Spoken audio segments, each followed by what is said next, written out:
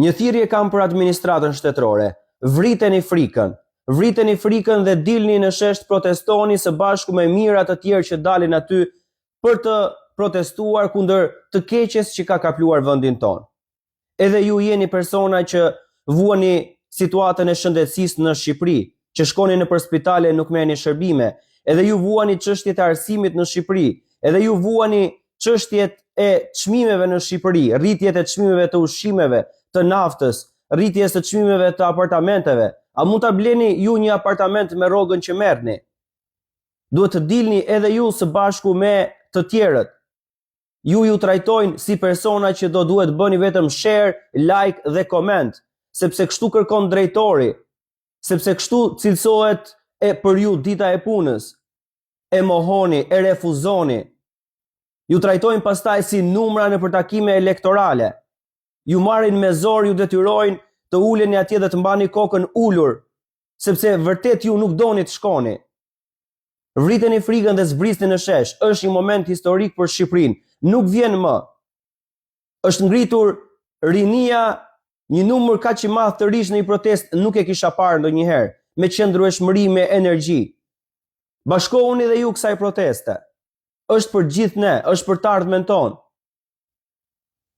Do duhet paguani për vendin e punës, dhe keni paguar për vendin e punës. Do duhet pastaj të ktheheni në patronazhist, ju trajtojnë si patronazhist. Ju kërkojnë që për zgjedhje të bëni lista me votues brenda dhe jashtë Shqipërisë. A është kjo demokratike? A është ajo çfarë ju doni?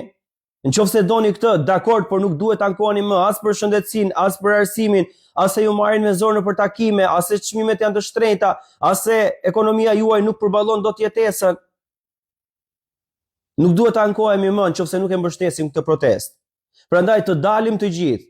Forca jon nuk ka mandate që i dalin përpara. Jo 83, po 183 qofshin, sepse kur populli zbret në shesh, mandatet zhbëhen. Dhe fuqia i takon atyre të cilët janë në shesh. Mos ta braktisim këtë frymë që është ngritur. Ndryshe do ta paguajmë gjithë ne. Ju detyrojnë të firmosni nëpër institucionet shtetërore gjëra që ju nuk doni të firmosni. Ju e dini se çfarë ndodh nëpër institucionet shtetërore, se si vjedhin, se si masakrojnë parat tona. Është momenti për t'i thënë stop. Kjo protestë është ngritur sepse 36 vite në Shqipëri gjëja nuk ka shkuar siç duhet. Do duhet të ribëhet.